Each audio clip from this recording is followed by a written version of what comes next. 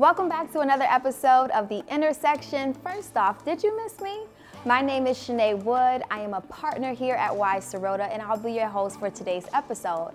Today, I'm so excited about this episode, y'all. We are getting into all things scaling, structure, and systems for your business.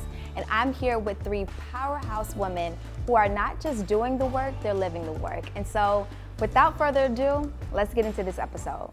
Okay, so welcome, ladies. I am so excited for this episode. So excited that I didn't even do a whole bio, intro, none of that at the top, because I feel like this conversation is going to be so good. So I just had to jump right into it. But I want to just start first with a statistic, right? I just want to frame the issue, and then we'll chat a little bit about what you guys think about it. So most recently, Wells Fargo did a study, and they found that 40% of the businesses in the US, women own them, right? And so women employ 12.6 million people and are generating 2.8 trillion in revenue. So what do y'all think about that? Well, how did that statistic make you feel? And why do you think that is the case right now? Start with you, Carrita. I think it's really simple. As women, I think we have been inside corporate spaces. We've been inside of the house, and we've realized that in order for us to bring some consistency in what we're doing, we have to own it, right? We have to own it. We have to be responsible for it. We have to cultivate it. And when we do that, when we bring it into our wheelhouse and we have that level of accountability and we own it, then we write our own path, right? So we can hire who we want to hire, we can bring into the firm. And so for me in particular, I know that when I thought about starting the agency, you know, we're 87% women staffed, right? And that's because I was really intentional to say, like, we as women don't often show up in these spaces. My industry in particular, only 1% of advertising agencies are owned by women, and even smaller percentage by women of color, and a smaller percentage by Black women. And so when I thought about that, I said, we need to curate a space where we're bringing these intelligent minds into this space that often gets shrunken when you're inside of these other corporate structures. Right. So it makes sense for me that that we're doing the thing. And you are really doing the thing. You have a global company, right? You represent and have worked with billion-dollar brands, and you don't just get there overnight, right? That it started from a vision and then implementation of that vision, which we're gonna get to in a second. But before we even go to there, let's talk to Khaliah for a bit about why do you think women are now moving at this rapid pace of being CEOs, entrepreneurs, and business owners? I think that for women, we know what we want. And I think that we're more able and likely to go after it quickly. We're able to pivot, and we're quick on our feet. We're used to multitasking. We're used to having so many demands on us at one time that, just like you said, it's like a why not? Like, we know what we want, we go after it. And when we go after it, we're putting forth like so much effort. We're not half-stepping anything that we're doing. Absolutely. And so what is beautiful about this conversation that we're about to have is that you're originally from New Orleans and you flew in for this. Thank you. And then Khaliah, you all the way from Philly. And then we have Jodi joining us as well, all the way from Boston.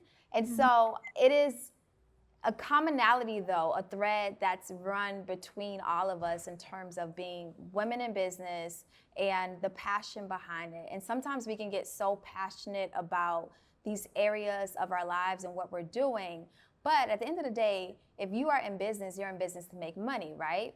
I want to jump to you, Khaliah, for a little bit in terms of what you do for a living. Okay. And so your business, share with us a little bit about it. And being in that behavioral health system, I know you have to be very passionate about what it is that you do and the communities that you serve. But you want to be profitable too, right? So what is the striking the balance between passion and profit? That's a good question. So what I'll say is that we have a behavioral health agency. So we do therapy with children and adolescents who have developmental disabilities. I live in the second poorest city in America. So sometimes I like to throw that out there so people can fully understand that 90% of my revenue is coming from families who get Medicaid right now. It's not private pay. It's strictly people who are living below the poverty line. The funny thing when we talk about revenue and we talk about profit and we talk about, it has to be a care level with whatever you're doing. So even if I was, had a clothing business or if I had a food business, it still has to be some care put into it. And I use the analogy, people laugh, like I love Starbucks, but I'm not a barista. So we're working with people's children. Yeah. So it is so much of a different kind of care that needs to go into it. I always say too, these kids have to grow up, and I want to be able to sleep well at night knowing that I played some kind of pivotal role in their development. And right now, that's all it is for me. We do make money. I won't ever say we won't make money. We make good money. But sometimes on the back end, I'll take a cut on something because a family really need my support and really need my services. Right. And even right now, people are like, okay, where are you going to pivot to next? Where are you going to go to next? Why don't you go to this, influential neighborhood that's outside of Philly? And I'm like, yeah, one day, but not right now. Because the people in my community who I grew up with firsthand, they really need the support. Not like they might need it. No, they really need the support. And they need representation for people who look like them, servicing them. That also makes a huge difference. Because at the end of the day, I still do therapy. And if we think about our communities and we're taught about therapy, we're taught that what happens in our household stays in our household. So I'm also trying to break that barrier when I'm out here in a community as well. They have to learn how to trust me. I'm still a stranger at the end of the day. Mm-hmm. And I think that's so important to have a clear vision in terms of where you want your business to go, and having that underlying thread of those morals. Here at our firm, we have our unifying principles, and yearly our founders at the firm read those principles, remind us of those principles, because if you don't remember like where you came from, how could you know where you want to go, right? I want to pivot a little bit to you, Jodi. You have had a very big vision, right, for what you want your business to grow into and what it's already been established to be, right? And so I have a ton of questions that I'm going to get into later with you about capital building and all those other things. But for right now, going back to the early stages of ELEVENO, and of course share with our viewers what ELEVENO is, but your vision for what you saw this business to be, did you always dream so big? Did you see it as this global reaching, something that is sports and I bring together hospitality and people, but how did you get from a place of that seed form to now this is quite big and I need capital to help me make this dream come alive? Tell us a little bit about that. Definitely. So ELEVENO is a entertainment bar restaurant pickleball facility at Gillette Stadium and Patriot Place in Foxborough, Massachusetts. So it's a premier location. I think anything that I do in my life, just because it's my natural personality, I strive for excellence, and anything I want to touch, it has to be big, bold, and the brightest. I really learned that from my time in Dubai. I will say I feel bad for my team because every day I walk in with a new vision, a new idea, and of course I want it done within the next 24 hours. So I think that being a conservative entrepreneur that dreams really big has been an interesting balance for me. Going from, a PowerPoint to a brick and mortar space to now being open, I'm already thinking about our future technology play and our expansion, which is an extremely exciting space to be in, but also have to be very mindful about the growing pains of only being 4 months. I've been working on the vision for 2 years, but in theory, we're only open 4 months. So it's just trying to train the baby to crawl, walk, and then sprint instead of coming out of the womb straight to the sprint. But that's just my personality. Absolutely, and I think you are doing phenomenal. We all can see. Carrita was just saying it before we jumped on of like We see the construction. I love that you bring us behind the scenes of what it's like to be an entrepreneur, a business owner, and having that vision and actually feeling like invested in the growth part of it as well. So that is something I think is just great that you give us that behind the scene view. Before we get into capital and funding and all that other good stuff, you talked a little bit about team and structure and things of that nature. Carrita, from your perspective, already we have conversations all the time about system, structure, all those things. How important is that for the small business owner to become the mid-level business owner, to become the global brand? Where does systems and structure fall into that play right there? Absolutely. I tell people systems is the single most important investment that you can make into your business. You don't scale without systems and people. Those are the two things. That's the ingredient, systems and people. And then what you really would want to do is actually invest in the systems first so that you know what people to bring on. If you don't have a system in place, you just start hiring people because you think, oh, I need an assistant. Oh, I need this. Oh, I need that. And they come in to chaos. Mm-hmm.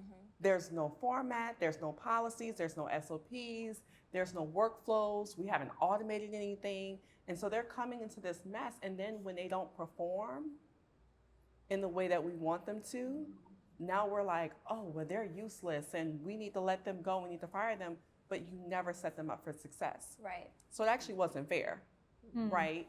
And so you spend the money and invest in the systems first, right? And I tell people the way you think about systems is this. I always use the Chick-fil-A example. You can go to any Chick-fil-A across the nation, and your experience is going to be the same.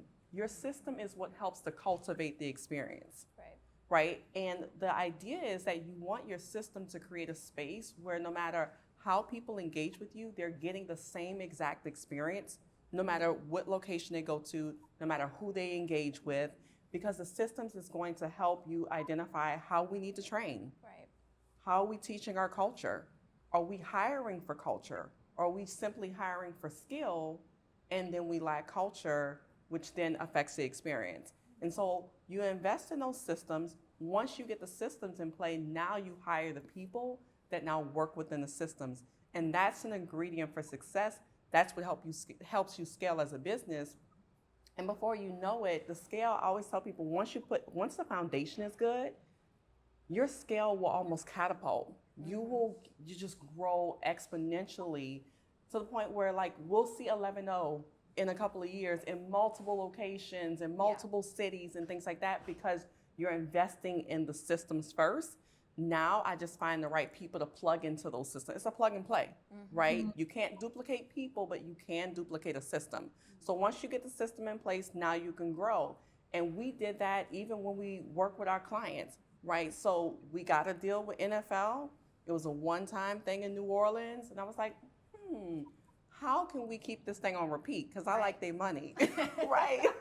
And so my thing is, okay, we need to create a system around this so we can scale this program with them. Right. And so because we were able to put that system in place and create a repeatable process that produced a same result every single time that satisfied the client, now they're saying, okay, now we got to take y'all international, because the same thing that you've done here, we want you to take that and do it with our international fan base. But it only happens through systems. Right. So systems first, then people. Yes. So y'all are dropping some gems today. Let's start there. We say this all the time, even from the legal standpoint. If you don't have structure, if you don't have systems, if you don't have contracts, if you don't do the unglamorous things up front, you end up paying for it on the back end. And so, especially, I always say that from the contractual standpoint, it's important to bring in that general counsel, bring in that legal counsel up front, get you some form contracts even. If you're a small business owner, sometimes people get intimidated about hiring professionals, hiring outside services to be able to advance you and push you further. But it's so important to invest in the business, because sometimes it takes money to make money, right? So we gotta be able to invest in ourselves, especially before we go and ask for other people's money, right? So we talked a lot, and I just want to map this out. So for our viewers, we have the vision. Khaliah, you talked about that passion and how you streamline that through your business to make sure you stay morally true, right? We know that when that's there, the vision is there, but we got to get systems into play, right? We got to get some structure. Now that we got those two things, how do we get some capital, right? So, Jodi, our money lady, you have raised about $4 million so far in capital, and I know the number is going to keep on growing from here. When did you realize, or how did you know you were investable? Like, how did you know, like, there's somebody is going to believe me and invest in this vision, this idea? What does a company have to look like for an investor even say, like, you know what? I want to be a part of this vision along with you. Mm-hmm. So I just closed my capital raise actually last week, and the first on my cap table is an amazing female. So I ended up closing $5 million in the end. So about $1 million more since I saw you last.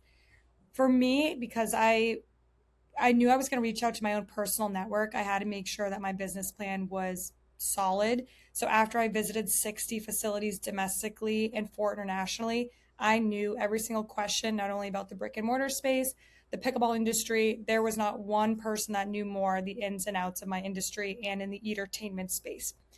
Then when I found my location, which was at Gillette Stadium, which is where I grew up, I then found out what every single business at Patriot Place campus, what do they do well? What do they do? What's an opportunity for them to grow? And then where do I fit with all these different tenants, and especially having the Patriots there as well? So where does my business fit in this major campus? Before I even had to get the investors on board, I had to get the craft group on board. And so that 2-year journey of my pop-up experience, which if you see my social media, it looks really heartfelt and very community driven, but that was really my proof of concept that I knew in the background that I was grinding to prove to the craft group that I was the right operator for them. So yes, I made a lot of great community connections and we had trophies and medals, you name it, but that was the proof and concept. Once I got the lease and the approval from the craft group, which I'm the first ever entrepreneur to ever open on this premier campus, then I had a bulletproof pitch deck where there was really no reason or no risk that I did not already weigh myself before all these other options came. So not only did I beat out 17 different pickleball operators and major franchises across the country, but more importantly, I had all the right answers to all the tough questions. So that's how I believe the $5 million at first was very difficult because I didn't have confidence in myself, but now I can raise capital in my sleep because of the experience. I know that's right. Yes. Thank you for sharing that, because I think sometimes people don't realize the amount of work that you got to put in. And so what you just described to me sound like a woman who is determined, a woman who is like, oh no, nobody's going to know more about this than me in this room. And that is so often forgotten, especially in this like microwave society that I feel like we live in. You expect these things right away, and sometimes people don't do the homework, the research to actually be able to be knowledgeable. Like we forget about those skill sets, those research, and just studying the craft, the thing that it is that you want someone else to believe in as well. I want to circle back to you, Khaliah, because when it comes down to scaling, right? Let's talk a little bit about that and what that looks like. When a business is getting ready to scale, what are some of the signs when you say to yourself, like, yeah, it's time that I need to, make this extra investment, do this extra thing? When can you tell that you're ready to scale? I would say like we're actually in that phase right now. And I've taken a hard look at my business and where we're at in year 4 to see what is working and what's not working.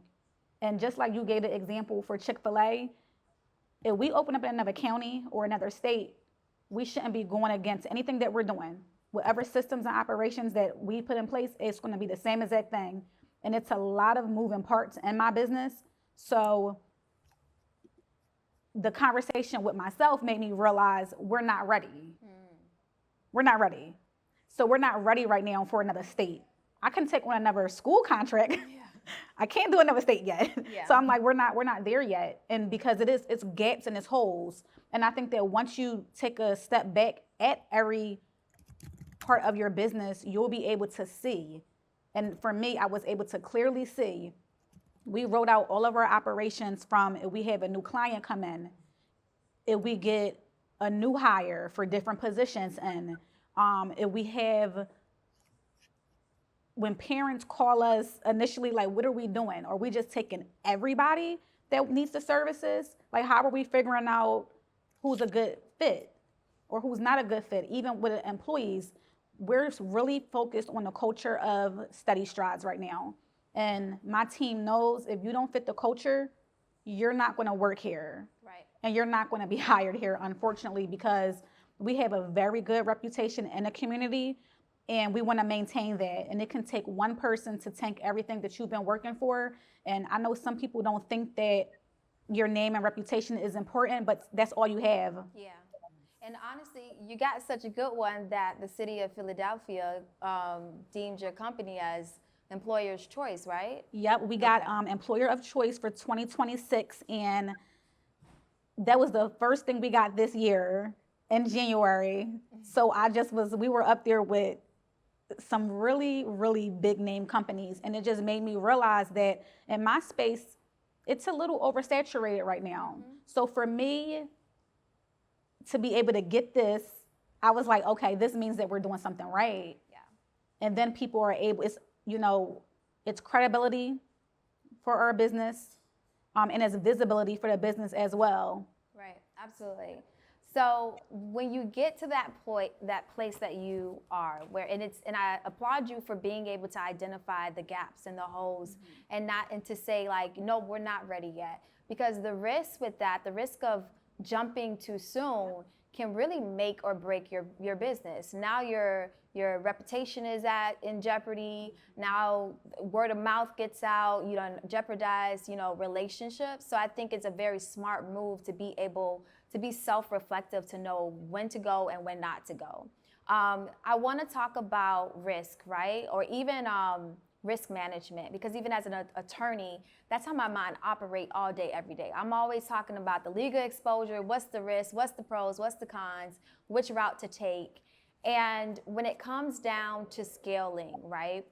At some point, when your business is doing really well, you start to not only feed yourself, but you're feeding other people. And now you have employees. And now what comes along with employees is those employer-employee relationships. Sometimes you got to make some tough decisions.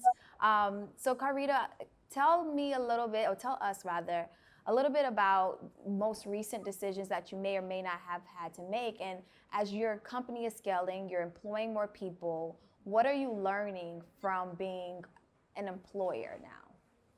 Absolutely. And I think one of the things as a CEO, you're always learning, right? We come into these spaces, and depending on what our backgrounds are, we may or may not have been exposed to what it looks like to lead a team, right? Absolutely. To manage a team. And so we're kind of learning as we go.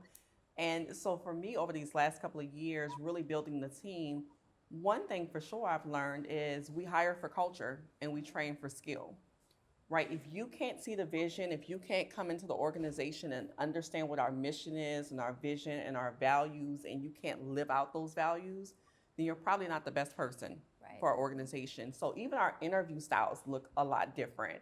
Our interviews are more conversational. I want to get to know you, right? Because I look at interviews as we're having a conversation, and you should be checking me out in the same way that I should be checking you out to see if we're a good fit. And so, what I've also learned is that you hire slow, take your time, make sure you're finding the right person for that role, but fire fast. When people show you who they are. I think that's a mic drop moment, y'all. That's going to be like the clip that we use, because you might save some people a lot of money. I'll go, repeat that, please. Yes, hire slow, fire fast, Yes. right? Because when someone shows you who they are, you need to believe them, right? If they're not walking in the values, if they're not walking in culture. There was a situation that happened recently where we had a team member who I had them, do certain tasks. And I asked, hey, has this been completed yet? Now, we use a lot of technology, a lot of automation, but there's checks and balances. Again, I spent 2 years investing in systems for the business. And so we have all these things in place, and that employee came back and said that they had completed something that they hadn't completed.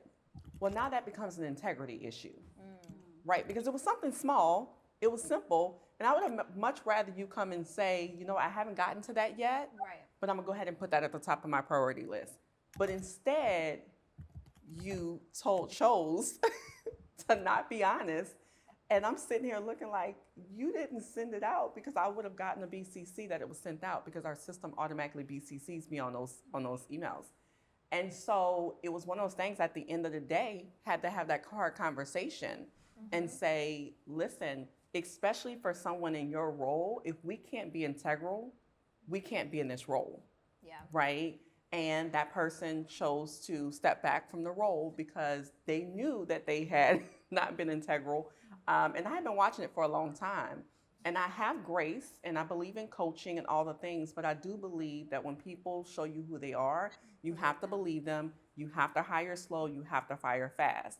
And when you think about scaling, the faster that you do that, the quicker you get to the actual levels that you're looking to get to, because now you get to find the right people that do belong in those seats and that can help to further the vision of the organization. But those kind of things, again, like she said, that culture piece, it will weigh you down, and it only takes one person. It takes one person not to show up. It takes one person to lie to a client, right? To not provide a good service or a good product to that client. And now that has really shaped your reputation as an organization, as an individual, as CEOs. We oftentimes initially are the face of our organization. So they're not gonna say just creativity justified. They're gonna say Carrita and creativity justified, because they're gonna hold me responsible for that, even if someone else didn't do what they were supposed to do. And then I, as CEO, have to be accountable, right? It's like the quarterback on the team. They praise you when we win the game, but when we lose, they're also saying it was that quarterback's fault. And it's the same thing in business. And so we have to be aware of who we're allowing to come around us. And I tell people, I love y'all, but I'm not gonna be your friend, right? I'm not friends with any of my team members and employees. Now, we can do team building activities. We're gonna have fun, we're gonna laugh and all of that, but we keep it very surface, right? Because when you have to have those hard conversations, it becomes much more difficult when that person has become a best friend, a family member, so on and so forth. So when people come to me for consulting, I tell them, do not hire your family if you are not able to turn the light switch on or off. And see me, I can have a light switch moment in a second. I can turn on business and then I can turn down and just be friends and kiki. But unless you have that level of emotional intelligence, then it wouldn't be wise to hire a friend or family or to make friends within the organization if you're not able to have that level of accountability. Listen, you dropped so many gems, so many bars, and a shameless plug, because when we're talking about labor, employment, all those things, I often say, like, when you really want a lawyer, there's a very great opportunity in that regard to be able to pull someone in, to be able to say, like, hey, is this legal? Can I do this? Can I not? Because there are a lot of things in the realm of employment law that a lot of CEOs just don't know, especially scaling businesses. You just don't know. So it's always important to bring that on early on. All right, so speaking of labor, employment, all the things, those conversations can be uncomfortable. Those conversations can kind of push you to what I think is like another level in business ownership. Khaliah, you are now, 7-figure business, right? You have done very well. So proud of you at such a early stage of your business, quite frankly. When did you feel like you truly stepped into authority in your business? Like, at what point? So I'm gonna say this, I'm still working on that. So something that I've dedicated myself to since I've been in business is that every year I do some kind of business class. So the first year I was working full time, I wasn't able to do it. But year 2, I did the Goldman Sachs 10K SB program. Last year I did the Yale Women in Leadership program. And this year I'm doing a program called Shadow Her. And the reason why I'm doing this is because, and I think we touched on this a little bit, when you're going from the employee to the employer, it's a different ball game. Right. And I don't think that people realize what this looks like until you're actually in this position.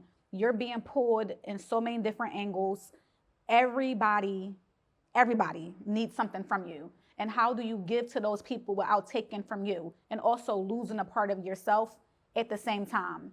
And I know that I'm okay with knowing that I have, that I'm not perfect, and I'm trying to really grow as a woman in leadership, especially, you know, a minority woman in leadership. So for me, honestly, I'm still figuring it out. And I think my personality, I'm so nice. So it's like, sometimes it's like, people are like, no, you can't let that slide, or you can't let that slide. So I'm just really trying to figure it out. But I think that my team do know that I play when I play, and when I don't play, I don't play. Yeah. I'm so, I guess, refreshed by your transparency and your honesty, because these are the conversations that I think people need to hear, right? You need to hear not just like the success story of like, I'm at the mountaintop. Sometimes that's not relatable. I want to know that you feel me now. And so I'm very hopeful that there's somebody on the other side of that screen that listen to what you just said and resonate with the idea that it's okay to obviously be where you are. From other people, they're probably like, what, girl, you at 7 figures already, so short amount of time. How do you feel like you're not in authority? But I think I just appreciate that honesty. And so I just want to take that moment to just honor that and honor you for doing it. So Jodi, I want to know from your perspectives, and welcome back. I know you took a little break, but welcome back. I want to know from your perspective, as you have been building and raising capital, doing the construction, doing all these things, honestly, simultaneously. From your perspective, do you feel like you're an authority now in your business? Do you feel like more confident in what it is that you're doing? The hardest thing that I'm working on right now is how to act like an owner rather than a peer. And I think a lot of my insecurities come out, and it's easier for me to act like a peer because I've never managed 53 people before. So there's that bit of that return of, I wouldn't say imposter syndrome, but that little self-doubt on my shoulder that really helped when I went to the No conference, meeting more female entrepreneurs. And I'm so happy you started off with a statistic about 40% business owners are females, because I started writing in my notes and I was just thinking about, what would my answer be to that question? And I wrote down Caitlin Clark, Angel Reese, women's soccer. Like, there's so much energy behind females right now in the sports industry. And so I try to remind myself that as I'm managing a team that can be sometimes overwhelming. But I've been an athlete since I was 4 years old, and I had none of these fears. And entrepreneurship is very similar to sports. I always say it's like a championship game with no final buzzer, a lot of cheering, a lot of booing. And you really just have to pivot every second of the way. So that's the biggest thing I'm working on right now, is don't default to be a peer because of my age, and a lot of people I manage are older than me. How to be that owner, how to be really strong if I don't have the expertise, but stick with the decision and move forward. So still in my training wheels, kicking them off though. It's been a process these last 4 months. And I'm happy that, that you've been giving us such good insight on what that process looks like. And you're doing it. And I think that's the beautiful thing about a lot of us, is that even though you might do it with that bit of fear, or you do it maybe feeling like a little bit of imposter syndrome may sneak in, but you're still doing it, right? The alternative would be to lay down and not do it, but you're actually doing it. And I'm just saying, if 11O want to come to Miami, we are like the sports capital, if you just ask me. Yeah. So whenever you guys go ahead, if Carrita's done already said it and spoken in the atmosphere that you're going to be franchising multiple locations. And so come on down to the sunny South Florida. I'm just saying, next step. Yeah, definitely. But you, Carrita, from your perspective, now at having built your agency up to what it is now, you NFL, Microsoft, Delta, all these big brands that you now work with, how do you feel in this moment as a woman in business? I'm just like, God, what's next? I sit in this space of God, what's next? I truly believe, not to go so deep into it, but I truly believe that there's no good thing that God will withhold from us. Yeah. And when you can show that you can be a good steward over what He's giving you stewardship of, then He'll just give you more. Yes. And more. And I think that's the beautiful thing about being a woman in business, being a child of God in business, is that we can walk in this space of faith and know that, listen, as long as I haven't limited Him, and the way that I feel is there's no limits. There's not a limit that I believe is in my mind. I'm like, okay, fine. We did NFL, we did Microsoft, we did Delta. Okay, what's next? Yeah. You know what I mean? Do we want Visa? Do we want Amex? Do we want PayPal? Who do we want to work with? And I literally posted something this morning that said, just ask me. And then it was signed God, right? Whatever it is that you want to do, you can do it. You have the ability to do it. A lot of times it really is just our limited thinking. Right. We feel like we're limited to stay a certain size. We're limited to stay in a certain location. And oftentimes when I'm working with clients, I ask a simple question. I said, listen, there's no right or wrong answer to this question. But my question is always, how big do you want to be? And for one person, that might be, I want to have multiple engagements within the city that I'm in. For another person, they may want to be global. There's no right or wrong, because we also understand that whatever we ask for, right, there's a responsibility of stewardship over whatever we ask for. And so I can give you global as long as we understand that there's some sacrifices that's going to come with global. Right. Right? There's been conversations about family time and things like that. And those are true sacrifices, right? If I want to be global, that might not look like seeing my kids every day. That might mean that I'm on a plane. Yeah. That might mean that I'm traveling, right? And so whatever it is that we want, we don't need to limit ourselves, because we can have whatever it is that we put our minds to, but we also have to count the cost and say, if I'm asking for this, if I make room for this, whatever thing that I'm asking for, am I also willing to take the sacrifices that may come with that? And as long as we can be okay with that in our heart and soul and spirit, then I say push forward. There is no limit. As a woman in business, you can do whatever it is that you set out to do. And I also believe that there's a space in which you can have it all. And I know that that's something that people don't believe, but I think when you have the right conversations, then you can have it all, right? Because I can have those conversations with my kids up front and say, okay, y'all, this is what mommy thinks she wants to do. Right. Are y'all down? Now, what that might look like is 1, 2, 3, 4, 5. Are we okay with 1, 2, 3, 4, 5? Or do we want to not do 3?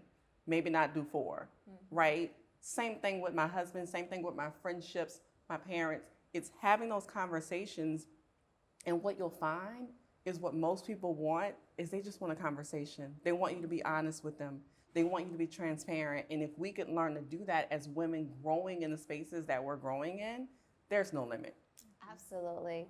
And I'm so happy that we are having this conversation together. I think that it's important, it's needed. I met each of you at the No Women Summit, and Shout out to Sarah, shout out to No.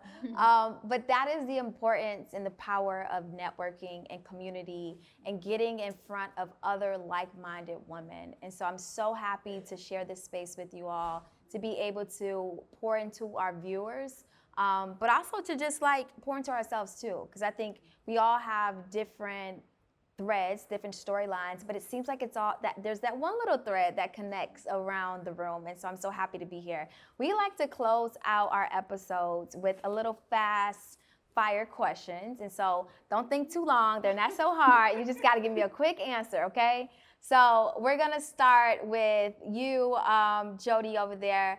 Investor capital or self-funded? Self-funded. Oh, okay. I actually thought you were going to say something else. Okay. No, I can't wait to do it again and be self-funded. Nice. All right. So, Khaliah, profit now or scale fast? Profit now. Okay. Carrita, delegate early or stay hands-on longer? Delegate early. Okay. Jodi, CEO mode or creator mode?